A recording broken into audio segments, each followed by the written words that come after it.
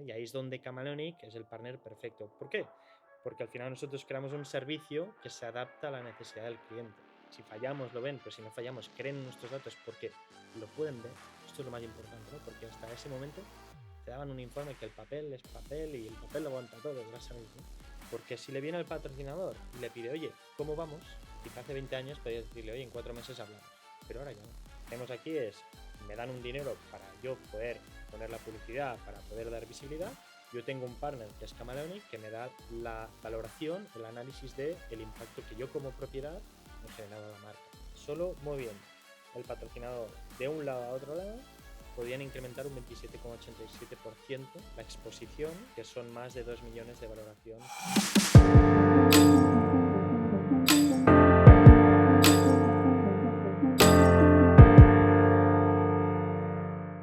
Si te apasiona el Sports Business, no puedes perderte nuestra newsletter. Cada semana entrevistas, tendencias, novedades y claves imperdibles de la industria del deporte. Suscríbete gratis en club343.com o en el enlace de la descripción de este vídeo. Y ahora sí, continuamos con el capítulo de hoy.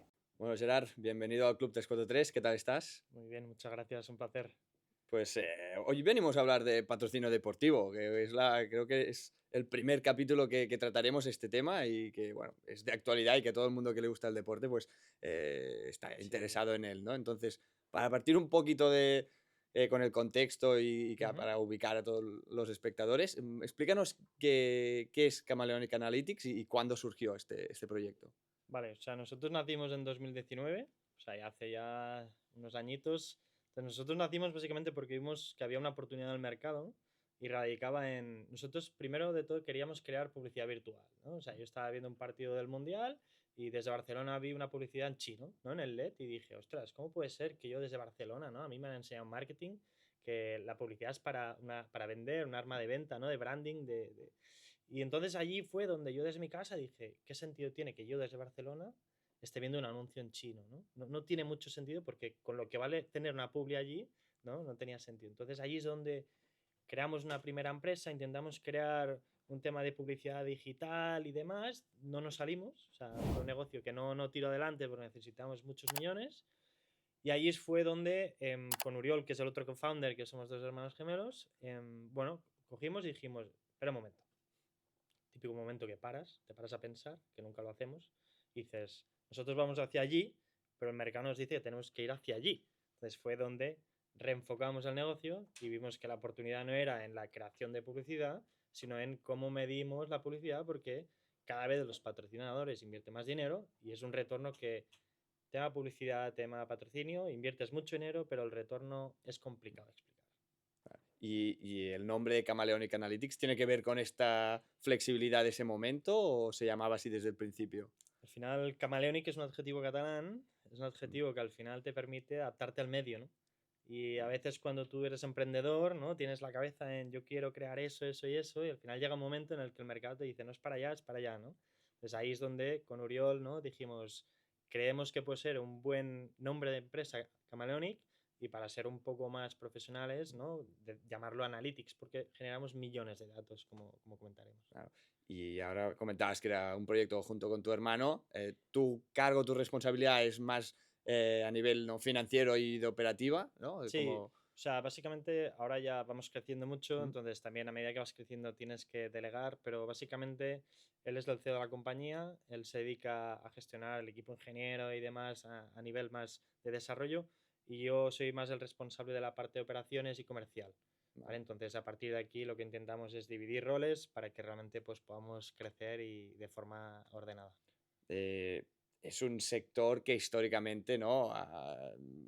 Era bastante estable, ¿no? Con todo lo, bueno, servicios muy tradicionales y habéis venido de una forma muy disruptiva Sí. en un sector, como comentábamos, bastante tradicional, ¿no? ¿Cómo ha sido esta irrupción de Camaleonic y cómo ha sentado dentro del sector? O sea, al final es un poco como lo tradicional, ¿no? Es decir, al final el mercado está liderado por empresas muy grandes, empresas que tienen su espacio dentro del mercado, que vendría a ser como antiguamente, ¿no? Íbamos a los kioscos a comprar la prensa, ¿no? Entonces era más tradicional, más de la antigua usanza, ¿no? Entonces nosotros al final lo que decidimos hacer fue hacer algo disruptivo, algo innovador, algo transgresor, algo que todo lo que aprendimos de los clientes que no les gustaba del mercado, pues que son un número, que el reporting es muy lento, que la medición es manual, que no es fiable, ¿no? Y cada vez, como sabes, pues el mundo va en función de los datos. Cuanto más dato, más poder y más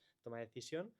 Fue allí donde dijimos, vale, tenemos que darle la vuelta a eso. Entonces, hay veces que es verdad que no gusta, porque cuando tienes un mar, ¿no?, llano y todo está tranquilo y tú entras, pues es verdad que a veces, pues bueno, pues no gusta. ¿Y Sí. quién son los principales, los que han dominado sea, este ámbito durante estos últimos años? Nuestro principal competidor vendría a ser Nielsen. Vale. Nielsen es una empresa muy, muy grande.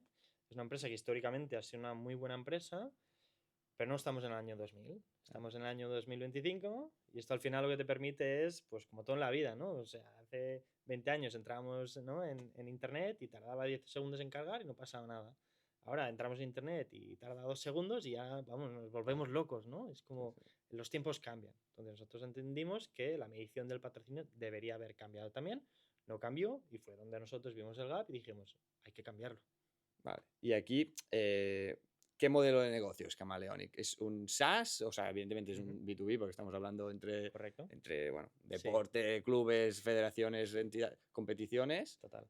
Con marcas, ¿no?, tradicionales que quieran apostar por un patrocinio deportivo. Sí. ¿Cómo es el modelo de negocio? Aquí tenemos principalmente tipos de clientes, ¿vale? Y luego bajamos si quieres.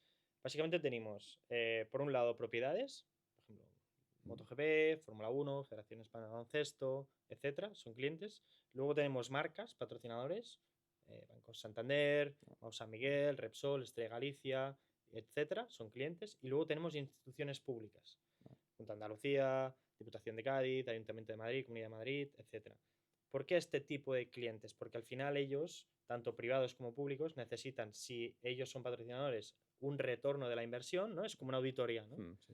Y luego, si tú eres la propiedad, yo te doy a ti un dinero para que tú pongas y hagas la publi dentro del evento, pero yo necesito que a mí me des, ¿no?, como marca, un retorno o cómo ha ido la exposición y demás, ¿no? Entonces, ambas partes necesitan, ¿no?, lo que es la pieza de, oye, medición de la inversión, ¿no? Entonces, esto es muy importante porque al final tú tienes que crear confianza, ¿no? Es decir, si yo invierto en ti y tú no me das nada a cambio, es complicado, porque yo tengo que justificarlo también internamente, ¿no? Y ahí es donde Camaleonic es el partner perfecto. ¿Por qué? Porque al final nosotros creamos un servicio que se adapta a la necesidad del cliente, en tiempo y forma. ¿Lo quieres en directo? MotoGP lo tiene en directo. Lo tienen en directo y durante la carrera van pinchando una cámara a otra cámara en función de lo que comercialmente han pactado, ¿no? Entonces esto es muy importante. A nivel de business model, aquí tenemos, nosotros ofrecemos un servicio 360, ¿vale? Es decir, tú como patrocinador te pueden generar valor tanto a nivel televisivo, si es que tiene retransmisión televisiva, a nivel de redes sociales, aparece en redes sociales y genera un impacto y demás, bien a nivel on-site, yo voy a ver el Barcelona de fútbol y en el estadio impacto con Spotify, con Nike, con Estrella Damm y demás, o bien en otros canales como prensa y demás. Entonces nosotros al ofrecer el 360 lo que te permite es, con una misma metodología, sumar manzanas con manzanas. Que esto es muy importante, porque si yo tengo una empresa que me mide la tele, otra que me mide en las redes y demás, es complicado sumar manzanas con peras porque normalmente nos suele encajar, ¿no? ¿Cómo facturamos? Básicamente es en función del tipo de cliente. A nivel de tele y demás, lo que hacemos es por servicio, es decir, pues por ejemplo, trabajamos con clubes, Getafe, por ejemplo, pues llegamos y cerramos un servicio anual que permite medición de todos los partidos, en todas las competiciones y demás. A nivel de redes es quizá un poco distinto, es un servicio más SaaS, es decir, al final tú tienes unos usuarios, tienes unos patrocinadores y al final es un contenido que tú generas de forma proactiva y de forma recurrente, 24/7. Y ahí es donde nosotros cada mes tenemos un budget o cerramos un acuerdo con ellos. Sí. Y ahora hablabas de la importancia de estos datos reales, ¿no? Y que sumar manzanas con manzanas, que ¿crees que históricamente costaba? O sea, ¿cómo había antes de vuestra solución Yo para mí este tipo de sí, resultados? es una buena pregunta porque para mí antes y después del COVID ha cambiado un poco el paradigma, ¿vale? Es decir, antes del COVID yo era Santander, yo cogía y yo subía al comité de patrocinio y yo tenía Nielsen, por ejemplo, una de las empresas de mercado, y yo el informe con Nielsen, con el sello de Nielsen, ya me valía, ¿no? ¿Qué pasa después del COVID? Que cada vez se miran más todas esas inversiones que, obvio, por política pueden gustar. Yo juego a golf y quiero invertir en golf, pero hay que justificarlo internamente, ¿no? Entonces ahí es donde el dato te ayuda a tomar decisiones. Es decir, ya no es nosotros siempre decimos lo mismo. Nosotros no os vamos a decir si tenéis que invertir o no, porque esto es un tema más objetivo, más político. Nosotros lo que os vamos a decir es cómo podéis hacerlo para que podáis optimizar la inversión o como propiedad, como para que podáis incrementar, ¿no?, el revenue en patrocinio. Y hablando antes de los clientes que tenéis, ¿no? ¿Cuál fue el primer cliente que cerráis y que por lo tanto validó, ¿no? O os ayudó a vosotros internamente a decir, ostras, funciona nuestra solución, Sí. tiene interés y valida lo que estamos trabajando. O sea, nosotros estamos eternamente agradecidos a Dorna, a la gente de MotoGP. Al principio no nos lo pusieron fácil, tuvimos que ir por media Europa demostrando gratis cómo funcionaba y demás, pero sí que es cierto que son gente muy, muy buena, son muy profesionales. De hecho, tú ves una retransmisión televisiva y es brutal, o sea, lo recomiendo a todos los que puedan que vayan porque lo hacen súper bien. Pero es verdad que a partir de aquí, cuando ya tienes un primer cliente que tiene un nombre, ¿no?, que tiene un posicionamiento, esto te ayuda, ¿no? Porque para mí el reto más importante es crear la marca, ¿no? Es decir, al final tú tienes una empresa, pongamos Nielsen en el mercado y es tu proveedor, tú tienes el sello de confianza. Entra un player nuevo, ¿quiénes son? ¿De dónde son? ¿Quién valida que realmente sean buenos? ¿Con quién trabajan? Entonces, ese es el pez que se muerde la cola, ¿no? Entonces, es ahí donde hay que empezar a ganar confianza, clientes, posicionamiento, pero esto es tiempo. O sea, solo te da el tiempo. Y justo hablando de MotoGP, ¿no? Que justamente esta competición ha dado desde los últimos años un paso en cuanto a ofrecer contenido muy diferencial e innovador. Claro, esto multiplica los planos, los momentos en los que una marca puede ser expuesta. Entonces, ¿qué tecnología usáis como Sí. para tener controlado todo esto, ¿no? No solo manzanas con manzanas, sino todas las Sí. manzanas. O sea, nosotros desarrollamos una tecnología en inteligencia artificial, Armin, que es el CTO y partner de la compañía y su equipo, donde básicamente lo que hacemos es, durante la retransmisión televisiva, el realizador tiene la medición en directo. Es decir, por un lado tiene el análisis, es objetivo y transparente. Si fallamos, lo ven, pero si no fallamos, creen nuestros datos porque lo pueden ver. Esto es lo más importante, ¿no? Porque hasta ese momento hagan un informe que el papel es papel y el papel lo aguanta todo, ya lo sabéis, ¿no? Entonces, ahí es donde nosotros dimos la vuelta. ¿Cómo pudimos dar la vuelta? Demostrando que en directo funcionaba y éramos los únicos en el mundo que podíamos dar este servicio, ¿no? Entonces, ahí es donde, cuando ellos tienen la posibilidad de en directo, ¿no?, ver cómo funciona, es decir, creamos un semáforo en función del tiempo esperado y el tiempo que llevan los patrocinadores durante la carrera, el realizador, obviamente en función de la parte deportiva, no nos engañemos, pero también en función de la parte comercial, intentar, ¿no?, cumplir con todos los contratos que pues puedan tener. ¿Por qué? Porque si no luego tenías que compensar con otros grandes premios. Oye, no ha aparecido por lo que sea, ¿eh?, un accidente, lluvia, mil casuísticas, ¿no? Es la gracia del directo, ¿no?, que puede pasar cualquier cosa. Ahora ya no, ¿no? Y esto es gracias a la tecnología, es gracias a que, bueno, pues desde Barcelona también somos punteros en ciertos aspectos, ¿no? Y el real time es importante, ¿no? El Sí. hecho de tenerlo al momento es algo que se agradece, es algo Sí. novedoso en este Sí. sector. O sea, en el sector está Nielsen, están otras empresas y son empresas que tardan entre 2, 3, 4, 5, 6 meses en dar la información. Es decir, un equipo de la liga tarda 6 meses en recibir un informe de esta empresa, ¿no? ¿Cómo funcionamos nosotros? Getafe, ¿no? Alberto, que es el director comercial, él juega el domingo, o sea, el Getafe juega el domingo y el martes ya tiene la información subida al dashboard. O sea, al final nos adaptamos a la necesidad de cada cliente. ¿Por qué? Porque si le viene el patrocinador y le pide, oye, ¿cómo vamos? Quizá hace 20 años podías decirle, oye, en 4 meses hablamos, pero ahora ya no. Porque seguramente si te piden cómo vamos es porque internamente a él le han pedido, oye, ¿cómo está yendo la inversión? ¿no? Entonces, a la hora de renovar, a la hora de fidelizar, a la hora de incrementar patrocinio, cuantos más datos tengas, mucho mejor, ¿no? claro. Y hablabas antes de que tenéis millones de datos, que evidentemente yo me lo creo porque ese algoritmo debe ser una locura. ¿Cuál suele ser lo que más se pide? O sea, de vuestros clientes, ¿cuál es la necesidad principal o el servicio principal? ¿Cómo se enfoca? O sea, básicamente hay como dos tipos de servicios. El servicio en directo ¿Mm? y el servicio que es a posteriori, ¿no? Que es decir, que no tiene necesidad del directo. ¿Cuál puede ser? Un club de fútbol. ¿Por qué? Porque ellos no tienen acceso a cambiar las cámaras de una retransmisión. Así como Dorna, ellos gestionan las cámaras y tienen la potestad de pinchar una u otra cámara, Claro. Getafe no. Es verdad, y hay que decirlo, que por ejemplo el Getafe juega muchos partidos durante el año, entonces también se puede ir compensando, pero hay que tener datos para levantar la mano y decir, oye, que no está apareciendo lo que debería aparecer, ¿no? Que a mí un gran premio de MotoGP, Fórmula 1, 24 horas de Le Mans, imagínate un 24 horas de Le Mans. Claro. Si fallas durante 24 horas, tienes que esperar un año a volver a tener la oportunidad para poder dar la exposición que realmente se ha pactado, ¿no? Entonces tenemos el directo por un lado y luego tenemos el servicio de medición y análisis de la inversión. Es decir, por ejemplo, Premier Padel. Pues ellos tienen diferentes eventos donde nosotros lo que hacemos con ellos es le medimos el impacto que generan los patrocinadores en los diferentes canales. ¿Qué les permite? Yo tengo un patrocinador, pongamos que es Adidas, pongamos que es Cupra, no importa. Lo que tenemos aquí es, me dan un dinero para yo poder poner la publicidad, para poder dar visibilidad. Yo tengo un partner que es Camaleonic que me da la valoración, el análisis del impacto que yo como propiedad he generado a la marca. Entonces, vendría a ser como una auditoría, ¿no? Es decir, ser juez y parte al mismo tiempo es difícil. Entonces, cuando tú tienes un partner de medición, te da seguridad, te da confianza, porque al final el patrocinador percibe que tú también has invertido un dinero para que alguien externo, de forma honesta, transparente, objetiva, mida la inversión que han realizado. Y de de los dos bandos, ¿no? Desde la parte de club o competición y la parte de marca, ¿cuál crees cuál de los dos crees que ha notado la mejoría, ¿no? Quizá la marca, que es la que invierte en... Sí, nosotros, o sea, hay una experiencia, una anécdota muy buena con Fórmula 1, pero básicamente cuando esto lo presentamos a propiedades, lo primero que nos preguntan es, ¿trabajáis con algún patrocinador nuestro? ¿Por qué? Y eso es porque tienen respeto a que la marca lo tenga antes que la propiedad.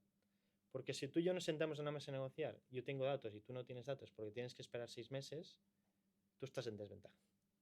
Porque mi dato es auditable. Porque no me puedes contrastar el dato que yo te doy. Y tu dato tendrá un sello, tendrá lo que queramos, pero no es auditable, ¿no? Y ahí es donde está el jaque mate. En cómo de fiable es la información que tú eres capaz de dar. Más allá del sello, que el sello te lo da, los años en el mercado, el posicionamiento y demás. Entonces, al final depende. O sea, básicamente la marca lo que le permite es medir, oye, tengo que ir o no tengo que ir, o me sale rentable ir o no ir en una inversión, y a la propiedad le da, es como un salvavidas, ¿no? Como un flotador, te da mucha confianza porque al final, cuando tú, por ejemplo, eres una propiedad y percibes un dinero de un patrocinador o de una institución pública, primero es alegría porque has cerrado y segundo es preocupación. ¿Cómo voy yo a justificar el dinero que me han dado? Entonces ahí es donde nosotros entramos. Claro. Y has hablado mucho del deporte del motor, que si tú, cualquier persona que haya visto carreras de MotoGP, Fórmula 1, de Superbikes, de lo que sea, hay una saturación de marcas, o sea, los monos, los coches, motos. Total. ¿Esto cómo puede ayudar Camaleonic Analytics en también detectar, ¿no? Que tu marca sea relevante Sí, y poder posicionarla o sea, para mí no bien? todo vale. Es decir, Uriol y yo siempre ponemos un ejemplo y para mí un asset que puede estar sobrevalorado, desde mi punto de vista, honesto, es la llegada de una prueba ciclista, ¿no? ¿Por qué? Porque al final tienes 15 segundos, son unas bestias, son unos cracks los ciclistas, van súper rápido y tienes como 20 marcas allí metidas en 8 activos distintos que no ves nada. Es como en catalán se llama la Macedonia, ¿no? Es decir, ves tanto y no ves nada, ¿no? Entonces aquí lo que te permite es entender bien cómo impacta. Nosotros dentro de la medición tenemos dos bloques. El bloque de tiempo en diferentes KPIs, tiempo exposure, instant y demás, y luego la calidad, tamaño de exposición, tiempo medio de exposición, nitidez, si aparece solo aparecen otras marcas, etcétera, etcétera. Esto lo perfilamos, es decir, si tu marca aparece menos del 0,5% de pantalla, por ejemplo, en cuanto a tamaño, lo descartamos. Si tu marca aparece menos de 0,5 segundos, lo descartamos. ¿Por qué? Porque tenemos estudios que hemos desarrollado que te permite entender si es visible o no la marca. Es decir, si yo tengo una exposición que es inferior a 0,5 segundos, la probabilidad es muy alta de que yo como espectador no tenga un impacto con la marca. ¿Y cómo desarrolláis porque ahora me lo estoy imaginando, ¿eh? ¿Cómo empiezas a diseñar un algoritmo así, ¿no? O sea, al final, una fórmula que contemple todo, sí. que tenga todas los condicionantes que tiene el deporte, como tú has comentado, el deporte en directo, que todo puede pasar y todo, cualquier cosa, ¿no? Tienes que estar alerta a todo. ¿Cómo, Sí. cómo, cómo empezáis con esto? O sea, Yo creo que pasa un poco por etapas, ¿no? Al final tienes la etapa de ideación y desarrollo más interno de negocio, no desarrollo a nivel técnico, donde básicamente lo que hacemos aquí es idear, ¿no? Es decir, oye, con Oriol nos sentamos, lo típico, como te comentaba antes, parar y pensar. sí. Es muy importante, parar y pensar. Y hoy en día no tenemos tiempo nunca de parar y pensar, ¿no? Paramos, pensamos y a partir de aquí lo que hicimos fue entender bien qué necesitaba el mercado. Y papel y boli. Empezamos, papel y boli. Y aquí tuvimos nada, un detalle de 4 puntos. Empezamos a desarrollarlo nosotros. Tuvimos un PPT, PowerPoint, donde de forma muy cutre, y a partir de aquí es donde nosotros nos sentamos con los ingenieros y dijimos, oye, queremos hacer esto. Al final, es verdad que tú no llegas a pensar cuando estás iniciando todo lo que va a llegar. Es decir, tú tienes un punto de llegada, Claro. pero luego cuando estás de camino, los clientes te ponen retos. Y a nosotros nos encantan los retos. O sea, está en constante evolución. ¿Tú crees Nosotros el hecho de...? invertimos 60% del presupuesto en I+D. Sí, sí. En producto nuevo, desarrollando producto nuevo que la gente no sabe que llegará. Sí, sí. ¿Cuál es vuestro mayor reto ahora mismo? ¿Cuál es? Porque ahora ya habéis entrado y tenéis esos sellos que decías, ¿no? Que al principio eran lo Sí. complicado. O sea, para mí es luchar contra el sistema, ¿no? Es decir, al final llegó un momento hace muchos años que todo el mundo tenía una BlackBerry. Si os acordáis Sí. de la BlackBerry. Sí, sí. Yo tenía una y el teclado funcionaba de maravilla. O sea, era una virguería el teclado. Un amigo se compró un iPhone, ya, te hablo ya de hace años, ¿eh? Y tenía un móvil táctil y le dije, oye, pero ¿para qué quieres móvil táctil, tío? Si el teclado es brutal. ¿Quién tiene una BlackBerry a de hoy? Entonces, eso se le llama evolución. Pero es verdad que para evolucionar necesitas tiempo, ¿no? Entonces, aquí es donde nosotros vimos la oportunidad de, oye, vamos a crear el negocio, pero vamos a crearlo de forma que nosotros nunca llegamos, vendemos y nos vamos. Intentamos crear una relación a largo plazo. ¿Por qué? Porque creas un histórico de datos, porque el histórico te ayuda a mejorar, bien seas una marca, bien seas una propiedad, ¿no? ¿Y hay barreras a la hora de vuestro discurso? Porque todo es, por lo que me cuentas, todo es muy positivo, ¿no? Es como muy disruptivo, innovador, facilita ambas marcas y propiedad Hay muchas barreras, sí. patrocinador. ¿Y cuáles Sí. son las principales barreras que te encuentras? La resistencia. O sea, al final el mercado está viciado. O sea, el mercado viene de un estándar de hace muchos años que en su momento tenía razón de ser y ahora nos damos cuenta de que quizá no es lo mejor. A 2025 hablo. Entonces, al final llega un momento en el que tú vas a vender y hay clientes más de la vieja escuela, que ya tienen una edad pues, un poco más avanzada, no son treintañeros, donde ya les va bien. ¿Por qué? Porque al final hay gente que no quiere tomar riesgos, entonces lo que quiere es el sello. Te encuentras de todo el mercado, ¿no? Entonces, al final también es verdad que hay mucha parte política. El mundo del deporte a veces no es tan bonito como nos pensamos, el mundo de la publicidad no es tan bonito como nos pensamos, pero la principal resistencia es el sello. Es un tema que nosotros estamos ganando, marca, posicionamiento, pero requiere tiempo. Esta mañana estamos hablando con un potencial partner en Alemania y claro, al final llega un momento que dices, vale, pero eres brutal, lo haces de puta madre, pero ¿quién eres? Yeah. ¿De dónde vienes? Nunca he oído hablar de ti. Entonces, claro, tienes que educar al cliente, ¿no? Claro, o sea, en porcentaje, ¿cuánto dirías que lo ven desde un punto de vista positivo o lo ven desde un punto de vista negativo? De ahora tendré datos, ahora se justifica todo, ahora tengo un poco de, ¿no? Al final, de incógnita, a ver qué pasará. Sí, es un tema de también tener ganas a tener algo mejor. Parece muy obvio, pero muchas veces lo que tenemos ya nos va bien, no queremos tomar riesgos, entonces ya llega un momento en el que, bueno, pues ya vamos viendo y ya veremos, ¿no? A partir de aquí nosotros lo que sí que buscamos es, oye, hay que dar un... Es decir, si tú no tienes algo innovador, disruptivo, engrescador, ¿no? Es complicado que te compren, ¿no? Porque al final llegas nuevo, nadie te conoce. Entonces aquí es donde nosotros dijimos, no, hay que darle la vuelta. ¿Cómo? Pues ofreciendo pues, test gratuitos donde al final el cliente puede probar y muy importante, puede comparar. Oye, ¿qué me están dando y qué me pueden dar esta gente? Fiabilidad, inmediatez, customización y demás. Entonces ahí es donde, cuando comparas, O sea, lo que cuesta es convencer hasta llegar a este punto, porque una vez puedes comparar, imagino que Sí. la inmediatez, la cantidad de datos que puedes tener a los 2-3 días en comparación a meses que comentabas. Sí. Y Eso luego hay es- una parte política muy importante. Ah. Sí, ¿Y sí. cómo se combate esto?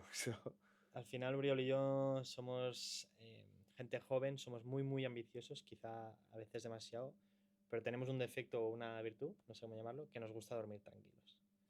Y nosotros nunca vamos a entrar en el juego político. Es decir, si creemos, somos un poco catalanes en este sentido de si nos tienen que contratar, que nos contraten porque realmente creen que somos mejores que la competencia, calidad-precio, pero no porque les damos un regalo a final de año. Entonces, es complicado, es complicado. Sí, sí. Ya, para entender un poco, ¿no? Yendo a casos un poco reales de clientes, Ujú. ¿qué dato te ha sorprendido más de los que has podido desde Camaleonic ofrecer a un cliente que les diga, ostras, esto es un caso de esos de éxito, decir, mira hasta dónde llegamos o qué diferente es la realidad de lo que pensábamos? Sí, te voy a dar dos, ¿vale? Uno es la Fórmula 1, Canadá Fórmula 1, la primera chicane, donde nosotros lo que te hacemos es, aparte del análisis en directo y demás, tenemos un servicio de espacios en blanco, es decir, que al final lo que te permite es, yo quiero optimizar los ingresos, ¿cómo los puedo optimizar? Pues lo que hace nuestro sistema es traquea espacios que no están comercializados, pero que potencialmente pueden estar, perdón, comercializados. Y ahí es donde nosotros al final vimos, una vez hicimos el análisis, que la primera chicane que está AWS, Amazon Web Service, vimos que realmente si movían, solo moviendo el patrocinador de un lado a otro lado, podían incrementar un 27,87% la exposición, que son más de 2 millones de valoración que le podían generar al patrocinador, solo moviendo de la parte interior de la chicana a la parte exterior de la chicana. ¿Por qué? Pues la parte bonita de los datos es que te permite entender el porqué de las cosas, ¿no? A veces nos asustamos porque hay variaciones, pero nos asustamos porque no entendemos por qué hay variaciones. Cuando tú entiendes por qué hay variaciones, te permite corregir, te permite, ¿no?, anticiparte de cara a futuro, ¿no?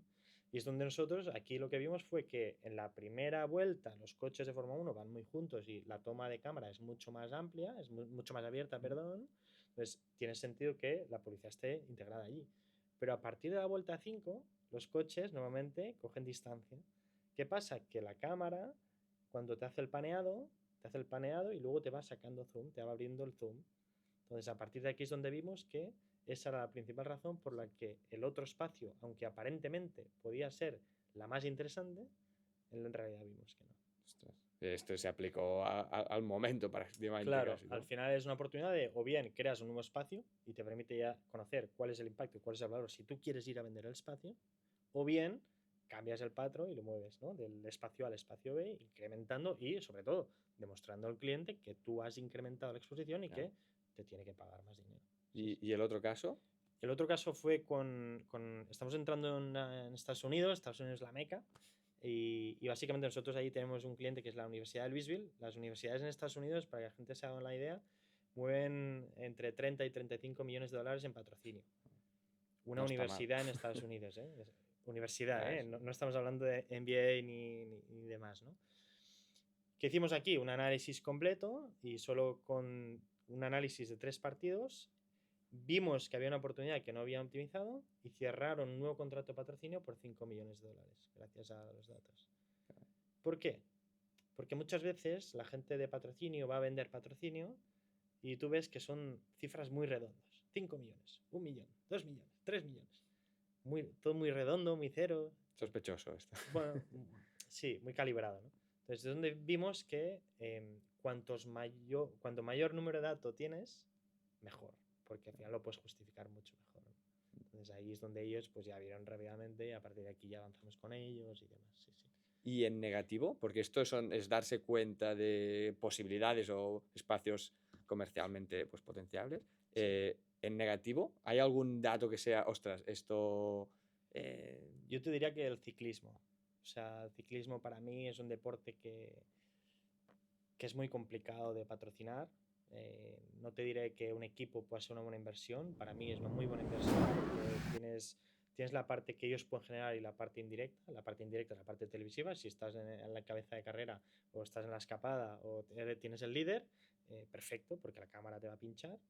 pero tienes luego un contenido que tú generas que es pues tanto la cuenta oficial como los ciclistas y demás generan contenido, ¿no? Pues un reel en redes, un short y demás, ¿no?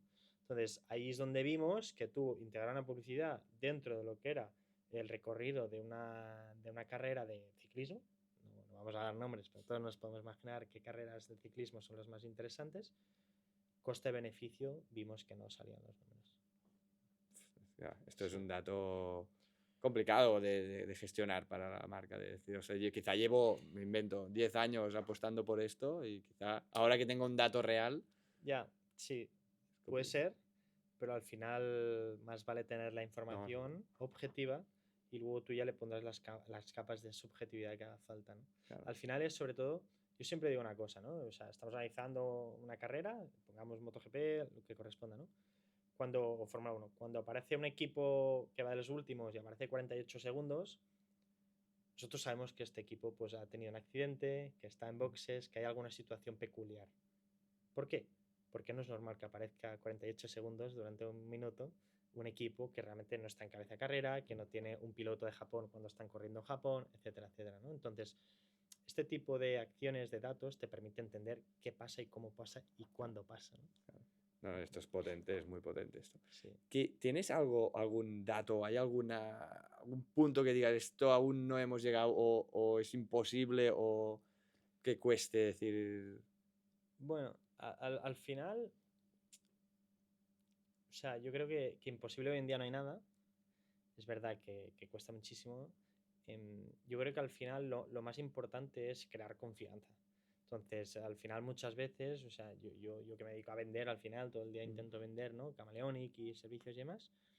Llega un momento en el que ves muchas veces que gusta, que es un producto que les encaja, pero que a veces pues no lo pueden contratar. ¿Por qué? Pues porque al final, cuando es una empresa muy grande, tiene su estructura, tiene su política, entonces muchas veces no es una toma de decisiones basada en calidad-precio, basada en servicio y demás, ¿no? Entonces ahí es donde vimos bueno, que era más complicado. Sí, Y es accesible para todas las, porque ahora justo la irrupción del deporte femenino que está pues empezando a despegar, incluso otros deportes minoritarios, Camaleonic es accesible para todos ellos o tiene ese componente de quizá un poco más la capa de arriba de todo el deporte. No, o sea, yo creo que una de las cosas bonitas de Camaleonic es que, como bien dice el nombre, se adapta un poco al cliente, ¿no? O sea, nosotros buscamos relación a largo plazo, trabajamos para clientes tipo Dorna, que es un cliente muy, muy grande, Selección Española de Baloncesto, etcétera, y trabajamos para clientes mucho más pequeños, como puede ser pues, la Media Maratón de Almería. No tiene retransmisión televisiva, pero tiene el impacto en redes, en medios, en on-site y demás, y luego trabajamos para clientes también pequeñitos, marcas pequeñitas, pues que tienen su inversión en, pues tienen 3 influencers, que tienen pilotos, que patrocinan y demás, ¿no? Entonces nosotros intentamos adaptar en la medida que se pueda, recortar beneficio, pero ganar largo placismo, ¿no? Es decir, crear una relación de confianza que esta gente pueda tener un partner. Nosotros siempre decimos que no somos proveedores, somos partners. ¿Por qué? Porque estamos a tu lado. O sea, nosotros, para que te hagas una idea, cuando tenemos un cliente que tiene una reunión y necesita la parte más técnica, nos ponemos la gorra al cliente y vamos a la reunión con el cliente. Eso es lo que te hace diferente, porque al final, si tú eres una plataforma que lo único que das es acceso a un dashboard, eres un commodity al final, ¿no? Entonces, cuando tú tienes la parte de servicio y dentro incluyes, en este caso, un dashboard con la herramienta y demás, más el asesoramiento, yo creo que esto es lo que te permite fidelizar. Un servicio completo, Sí. sí, sí. Y hablabas antes de los americanos, ¿no? Que has dicho que era el sitio, ¿no? ¿Qué mercados o países son los... por lo que has dicho, estáis a nivel...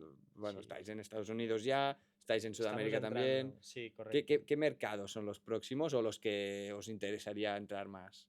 O sea, nosotros somos líderes en Chile. Tenemos como modelo de crecimiento, tenemos partners locales. Tenemos un partner en Chile, también en Perú. Y, por ejemplo, en estos países lo que nos permite es entrar muy rápido. ¿Por qué? Porque estos partners tienen el conocimiento del mercado. Conocen las personas clave, conocen cómo funciona el mercado, conocen las oportunidades y demás, ¿no? Entonces nosotros lo que vendemos es Camaleonic. Siempre, nunca vamos a ser una marca blanca porque queremos crear una marca propiamente. Entonces ellos venden el servicio y compramos tiempo. Entonces, Estados Unidos es un mercado súper potente. O sea, solo podrías vivir solo de Estados Unidos, pero de forma sobrada. Punto negativo, estabilidad política, ¿no? Tienen un presidente que a veces, pues bueno, se levanta un día y dice A, se levanta otro día y dice B, y esto al final pues lo hace más complicado, ¿no? Y luego también tienen otro tema muy importante en las universidades, que es la ley del NIL, donde básicamente hay un cambio de regulación, pero no está aprobado porque se está aprobando. Es un momento complicado. Burocracia está un poco... ¿Qué deporte o evento tendrías muchas ganas de poder, bueno, ser su partner o ofrecer servicio? Si te lo planteas así... Es una muy buena pregunta. O sea, a mí me gustaría mucho entrar en muchos deportes que no estamos. Ahora, por ejemplo, estamos a punto de cerrar con la Liga de Cricket en Australia, porque tenemos Claro, un par en Australia. Pero a mí me gustaría la Liga de Cricket en la India. Bueno, eso Porque es mueve que millones y millones. O sea, yo creo que aquí no somos conscientes de lo que mueven esta gente. O sea, un partido de cricket o de rugby en Australia te puede mover una audiencia televisiva de 8 millones de personas. no, yo soy jugador de hockey hierba y el cricket hace más de una década es que nos sobrepasó, pero de largo. Y ahora no hay rival. O sea, Total. es una burrada lo que mueve el cricket Sí. en India. Sí. Y yo creo que es súper interesante porque al final esta gente que no tiene nada, pues poder tener datos para mejorar, para incrementar, porque no es solo el patrocinio o justificación, sino es tú cómo mejoras como propiedad a la hora de generar valor, a la hora de fidelizar, ¿no? Yo creo que esto es la parte bonita, que te llama un cliente y te dice, hostia, Gerard, gracias a vuestros datos hemos conseguido cerrar este patrocinio que llevamos 5 años que no conseguíamos cerrar. O sea, me imaginaba algo tipo la Super Bowl, NFL, cosas así, pero visto desde el punto de vista tuyo, como Es que para mí emprendedor. la NFL, la Super Bowl, encantado de ir, Sí, encantado de cerrarlo, obvio, solo faltaría, pero me parece un marketing puro. ya, O sea, es show. O sea, es claro. que casi yo no consideraría casi ni deporte, es un show, ¿no? El Mm, anuncio, la media parte, el concierto, es increíble. Entonces a mí me gustaría ir allí a vivirlo, ¿no? claro. Pero analizarlo, pues obvio que sí, pero también es verdad que, bueno, al final yo creo que la India tiene un recorrido muy importante, China también, Japón también, entonces, bueno, está creciendo mucho. Entonces, Y la parte de esports, ¿cómo podría, o sea, la estáis contemplando o estoy es algo con... que costaría de implementar? Yo creo que la parte de eSports es un mercado que hace unos años tenía un potencial brutal, o sea, muchas marcas entraron muy fuerte, es como que el mercado iba hacia allí. ¿Mm? Entonces nosotros lo que vimos aquí es que sí, tenía mucho sentido ir, pero vimos que no era tanto como parecía. Entonces vimos que una vez hacer un poco de prospección de mercado, habían equipos, habían propiedades, habían empresas grandes que se unieron y que crearon una liga y demás. Entonces, una vez lo analizas, una vez hablas con ellos, ves que realmente el potencial coste-beneficio no es tan Claro. increíble. ¿Dónde tenemos mucha presencia? Y son los cracks, la gente de la Kings League.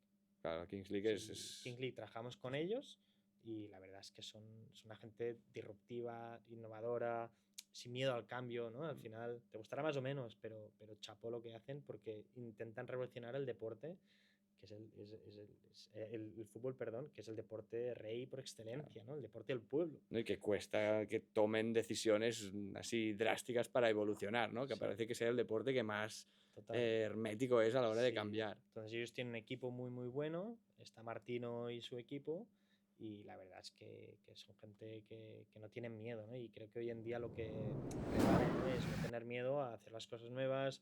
Gerard Piqué te gustará más o menos, pero este tío es un crack, o sea, es un genio, no tiene miedo a crear una liga, a montar en México la Kings World Cup, ¿me explico? Entonces todo eso, bueno, nosotros creo que hablamos el mismo idioma con ellos, nos entendemos bien, tienen toda la información en tiempo y forma como ellos quieren, entonces al final les permite fidelizar, porque sí que es verdad que a veces pues, puedes crecer más o menos, pero tienes que entender que está rompiendo una barrera que es histórica del fútbol tradicional, del fútbol de 90 minutos, ir al estadio, y esta gente desde casa pues puede crear un contenido que pueda ser interesante, uniendo streamers con deporte, ¿no? que quizá este híbrido entre streamers y deporte es lo que le hace especial, porque los eSports como tal, tú o sea, te imaginas a Camaleonic, un servicio Camaleonic en cuanto a estos O sea, productos más streaming puro y duro. nosotros hicimos un análisis en su momento en el que analizamos el posicionamiento de una marca dentro del videojuego, ¿Mm?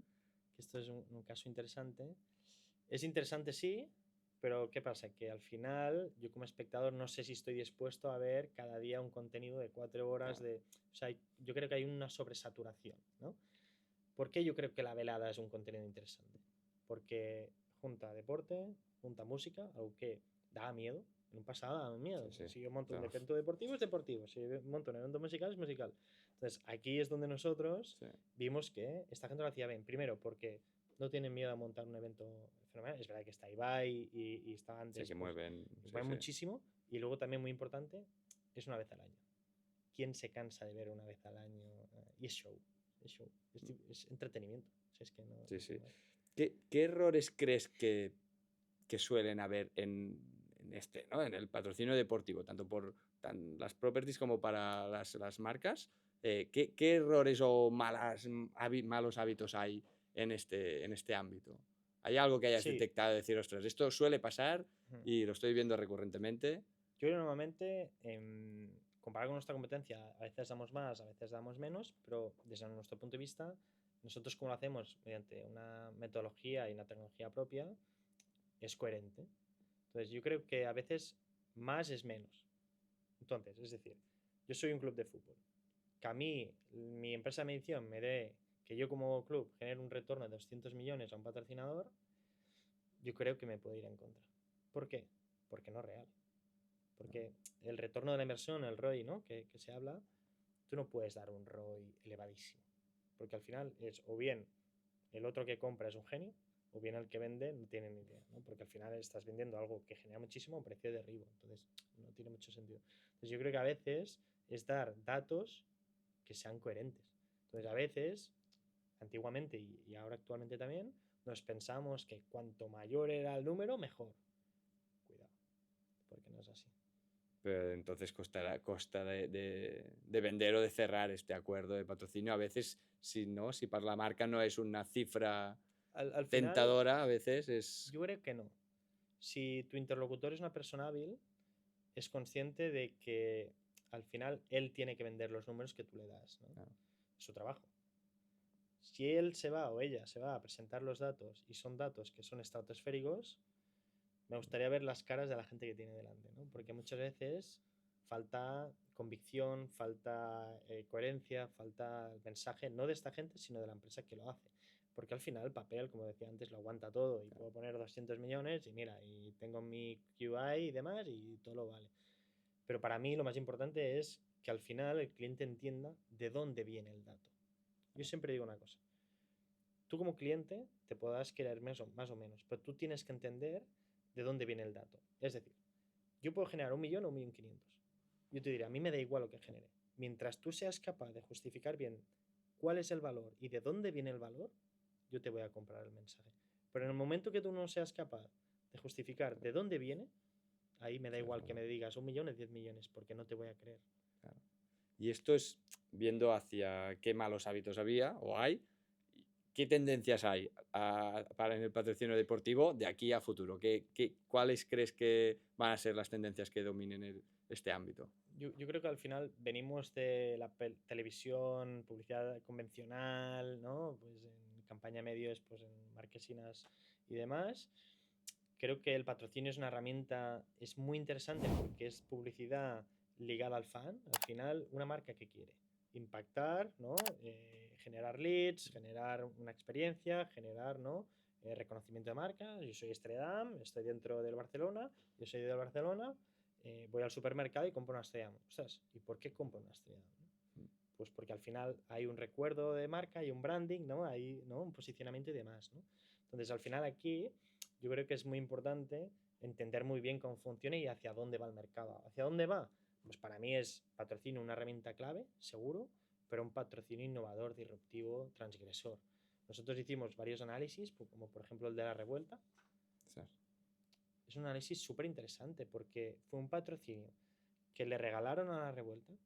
El club generó un contenido brutal en redes, la gente hablando de qué cracks que son, hablando ¿no? de la acción y demás.